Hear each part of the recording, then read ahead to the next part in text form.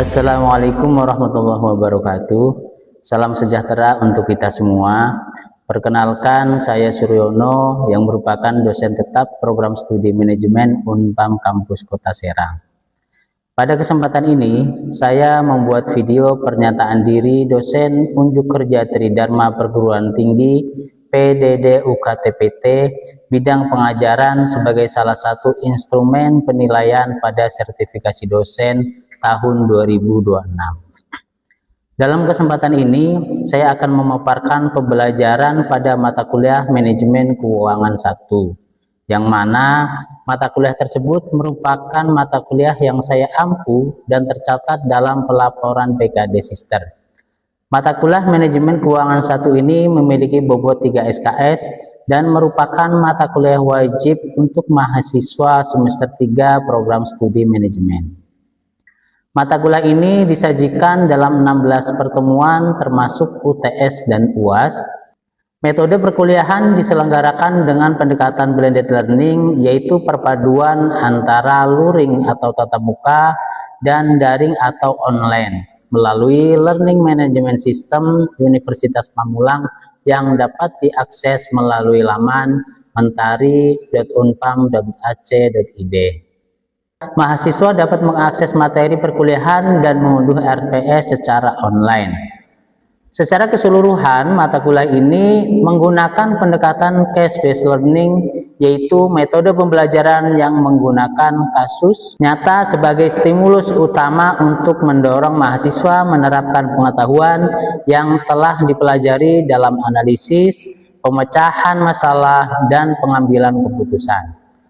Adapun cakupan materi pada mata kuliah ini adalah konsep dasar manajemen keuangan, analisis laporan keuangan, manajemen persediaan, keputusan investasi, analisis dana dan aliran kas, kebijakan dividen, break-even point, serta pendanaan jangka panjang. Materi tersebut disampaikan dengan kombinasi metode ceramah, diskusi, dan studi kasus. Dilakukan interaksi antara dosen dan mahasiswa saat penyampaian materi, tanya jawab, dan pemberian feedback atas jawaban mahasiswa. Pada bagian asesmen, penilaian dilakukan secara formatif dan sumatif untuk mengukur ketercapaian CPMK.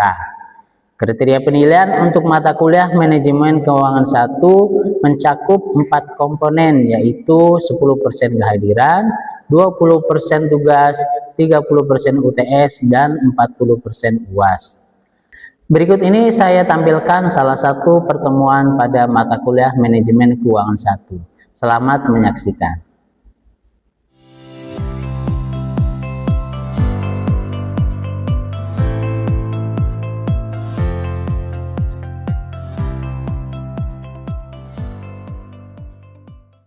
Assalamualaikum warahmatullahi wabarakatuh.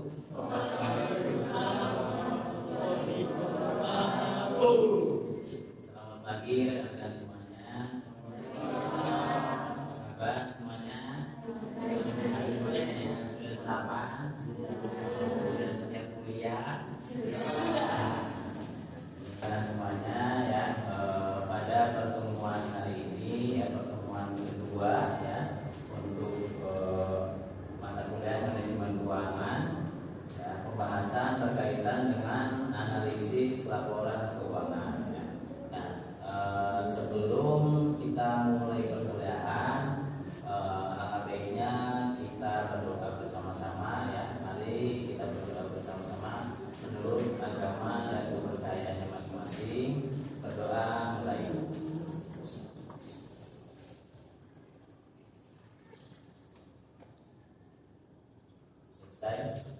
Sebelum kita lanjutkan, mohon izin saya akan absen terlebih dahulu ya. Silakan dipersiapkan handphonenya karena absensinya kita seperti biasa menggunakan barcode ya. Silakan di-scan dulu absensinya.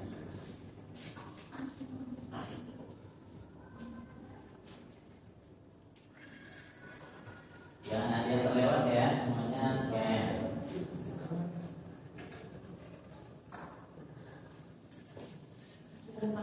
Ya.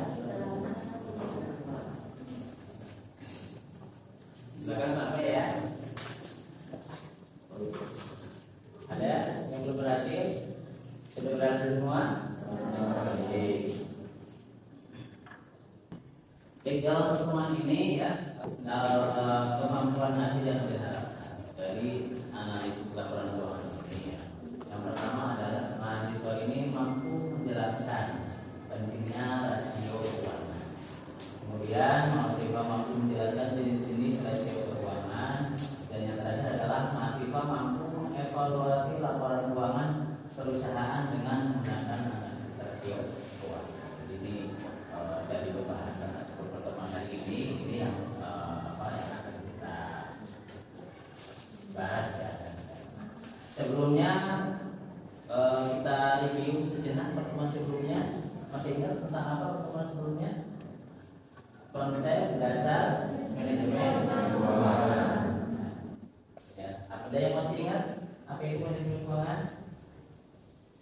Proses perencanaan, pengalokasian, pelaksanaan dan pengendalian seluruh aktivitas keuangan perusahaan untuk mencapai tujuan organisasi secara efektif.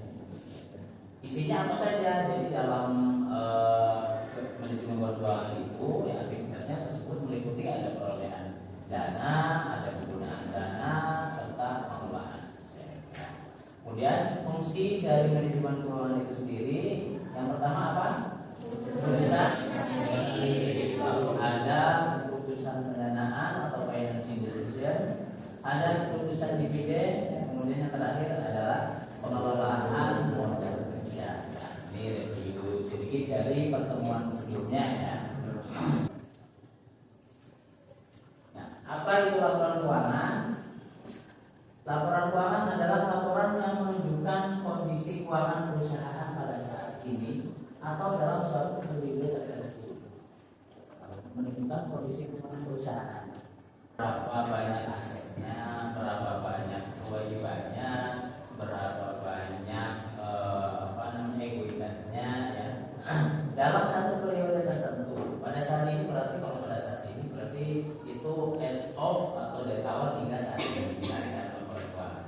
Nah, pada periode tertentu itu berarti pada tahun-tahun tertentu saya mau melihat laporan keuangan periode 2024.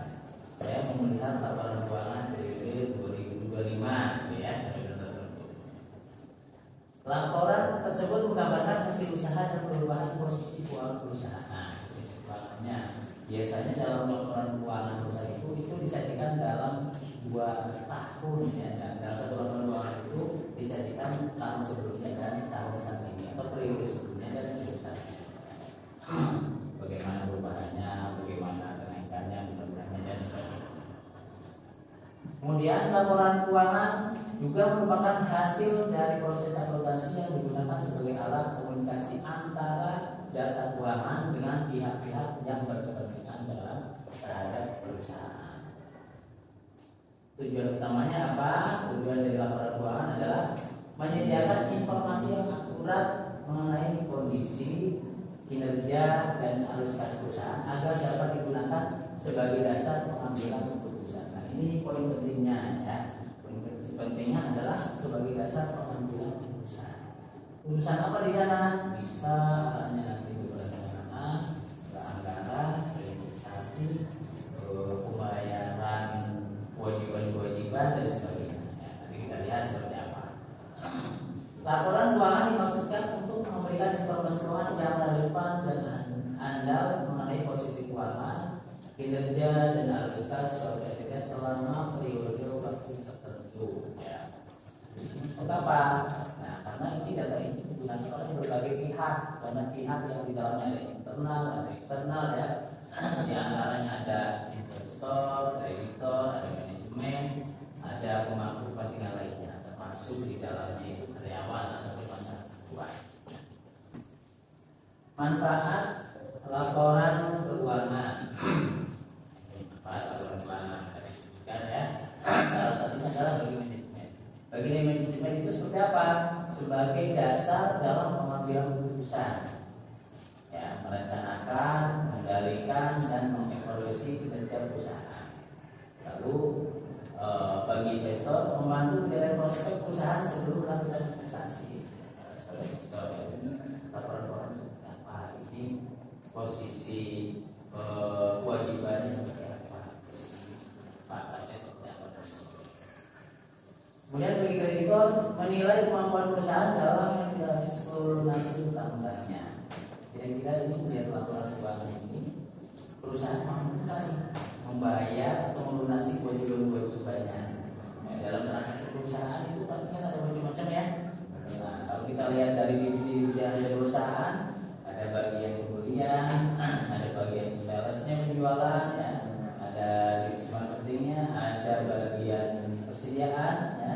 Nah, kalau melihat dari sini, menilai perusahaan dalam melunasi utangnya, berarti ini berkaitan dengan kewajiban-kewajiban perusahaan baik itu kepada vendor ataupun kewajiban pada vendor. Berarti perusahaan ini membeli bahan baku dan juga membeli barang dagangan, ya, atau perusahaan ini nyewa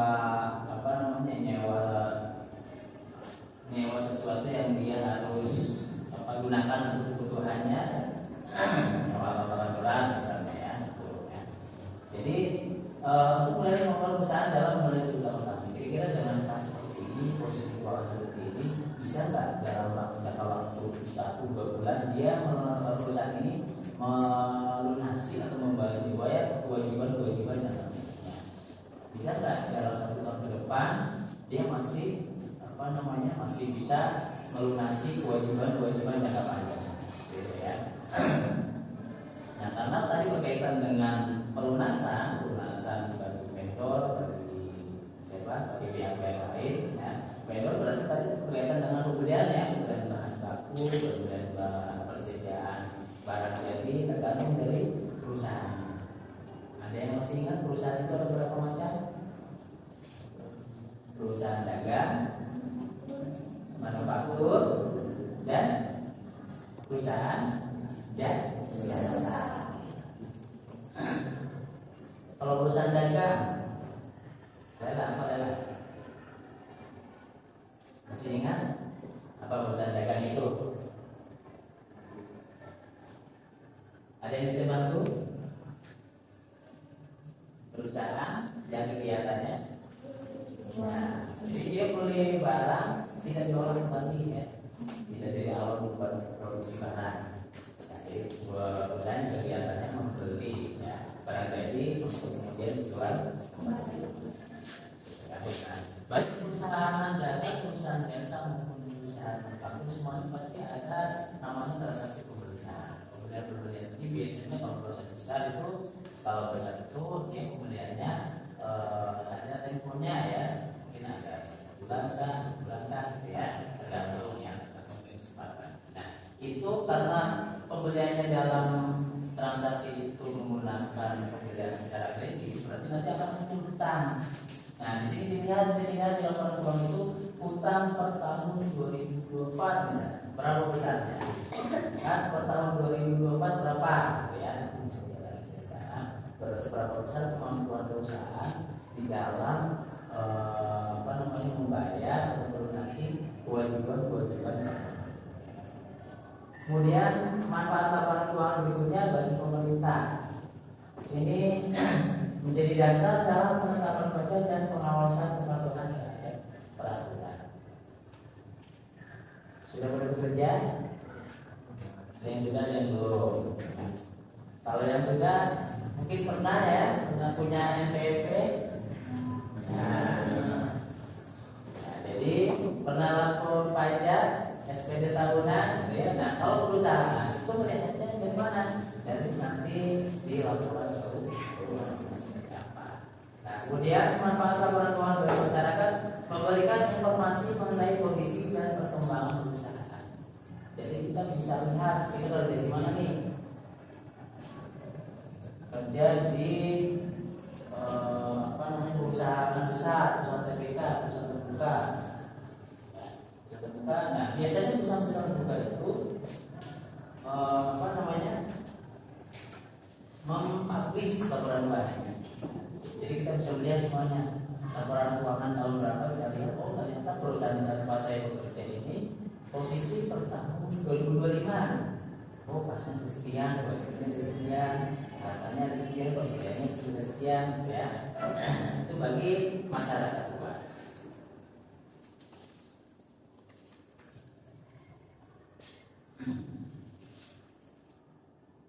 Komponen laporan keuangan. Ada yang masih ingat apa saja laporan keuangan? Ada yang disebutkan? Boleh? Dan Diana? Bisa disebutkan? Yang masih ingat? Laporan keuangan ada apa saja? Neraca, laba rugi, aluka, perubahan aktivitas atau perubahan modal. Komponen laporan keuangan dibagi menjadi beberapa komponen yang memberikan gambaran menyeluruh mengenai situasi keuangan suatu aktivitas. Ya, di sini mencakup neraca. Pertama neraca atau balansi. Di neraca itu ya semua informasi perusahaan, kekayaan perusahaan ada di neraca. Kalau laba rugi, laporan laba rugi itu berkaitan dengan penjualan dan biaya-biaya pada periode tersebut. 2025 berapa nih penjualannya, pendapatannya, biayanya berapa, nanti ada keuntungannya atau ada kerugiannya. Di laporan arus kas itu menggambarkan kas perusahaan, kas sebelumnya, tahun sebelumnya tersisa berapa saldonya, kemudian ada aktivitas perusahaan, ada kas masuk, kas keluarnya, ya kas netnya, apakah bertambah atau berkurang, nanti ketemu saldo kas di akhir periodenya. Laporan perubahan ekuitas. Perubahan ekuitas ini berkaitan dengan modalnya. Karena selama satu itu kan ada proses transaksi ya, ada keuntungan yang bertambah ya, ada keuntungan berarti nambah, nanti masuk ke laporan perubahan ekuitas. Kita lihat lebih rincinya. Yang pertama neraca adalah bagian laporan keuangan yang merupakan kedudukan keuangan suatu entitas. Di dalam neraca ada apa saja? Ada yang masih ingat? Aset, kewajiban, ada apa? Di sini ada aktiva, ada isinya. Kalau aktiva itu isinya semuanya harta. Nah, di sini masih ada isinya kewajiban, utang dan ingat ya. Nah, di dalam harta kira-kira apa saja di sini? Aset apa isinya? Kalian kalau lihat di gedung kantor itu, gedung itu harta bangunan. Jadi dia di bagian harta ini ada harta lancar,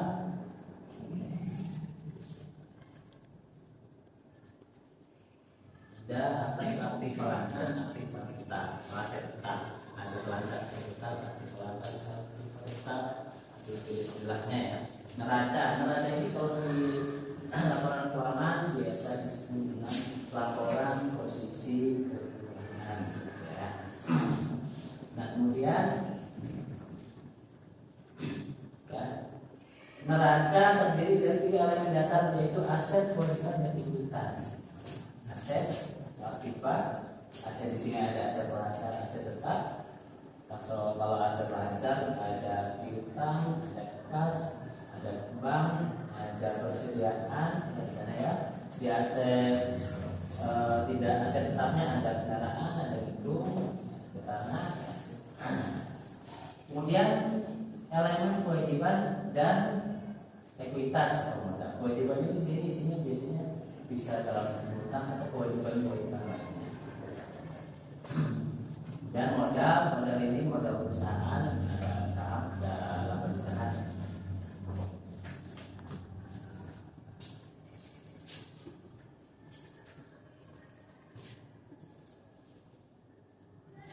Laba rugi. Nah, dalam laba rugi ini posisinya hanya ada penjualan dan biaya-biaya. Jadi penjualan pada periode tersebut berapa, biayanya berapa, nanti ketemulah hasilnya. Kalau penjualannya lebih besar, berarti artinya perusahaan mengalami mendapatkan keuntungan. Kalau lebih kecil,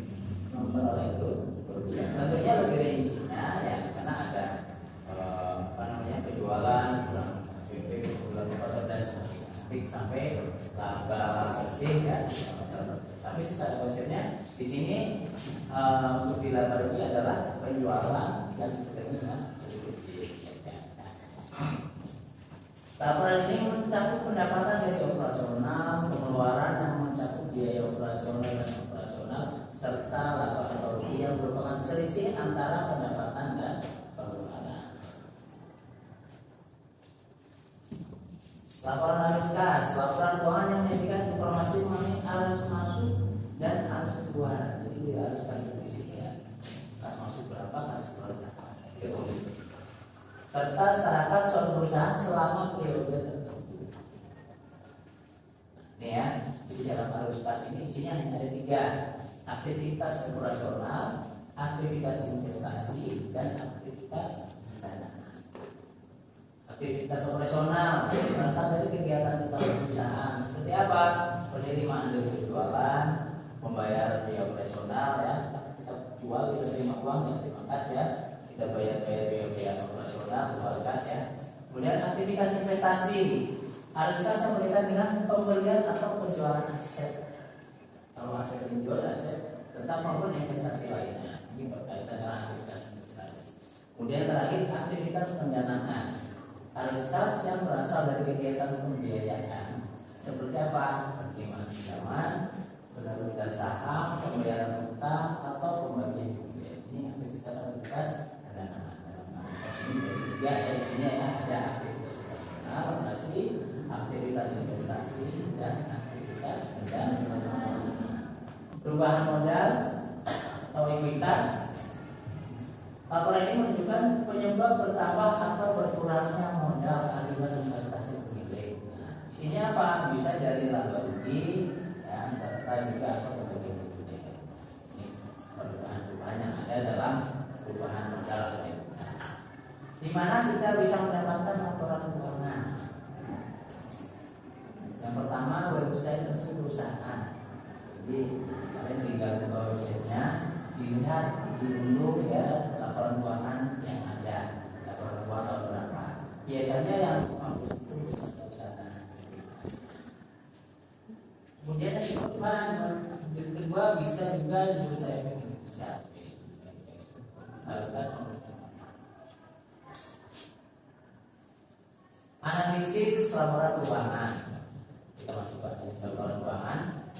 Yang pertama adalah analisis horizontal.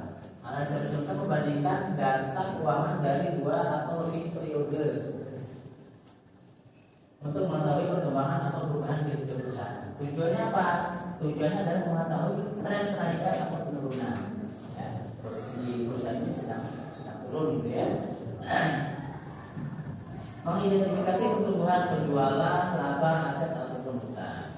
Contohnya, penjualan tahun 2024 sebesar 800 juta.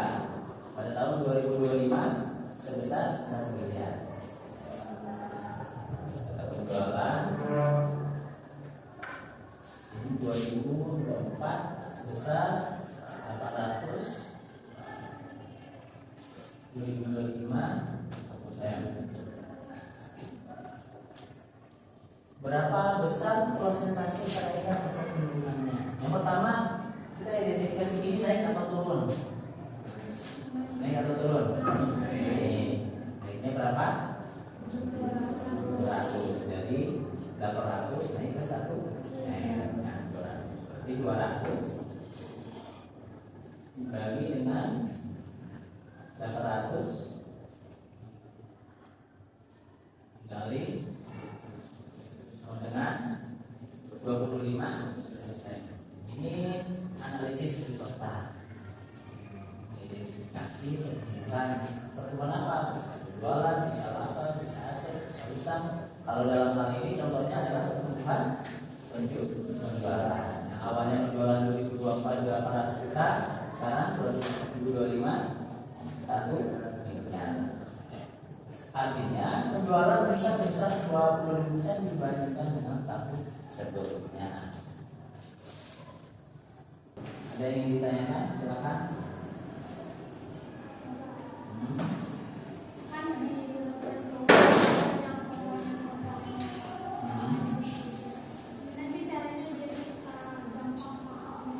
Biar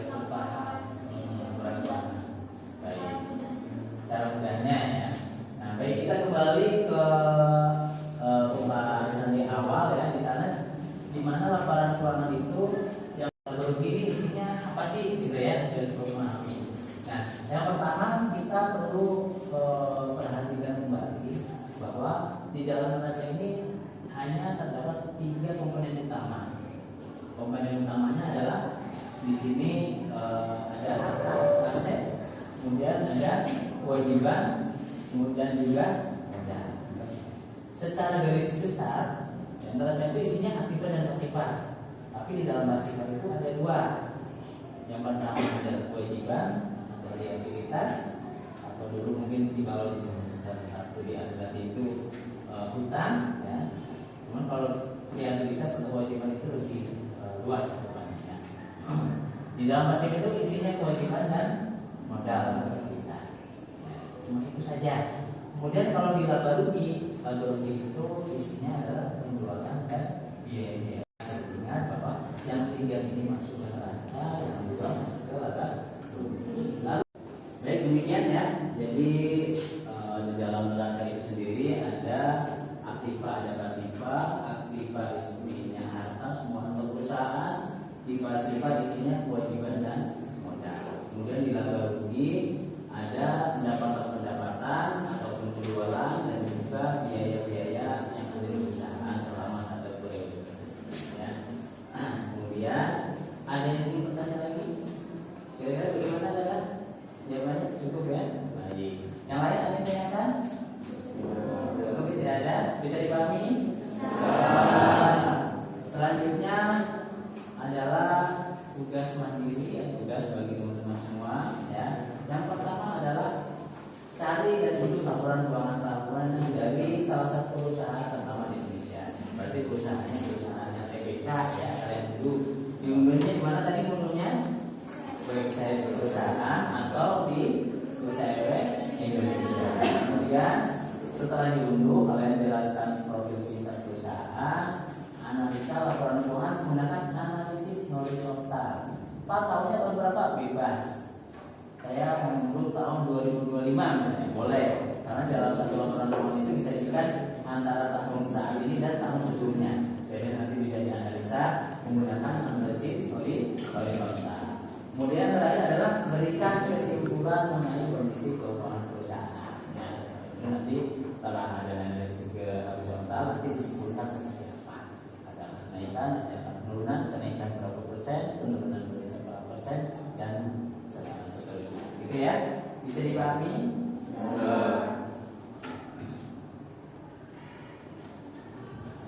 Baik, untuk hari ini ya, pada pertemuan kali ini kita cukupkan sekian ya.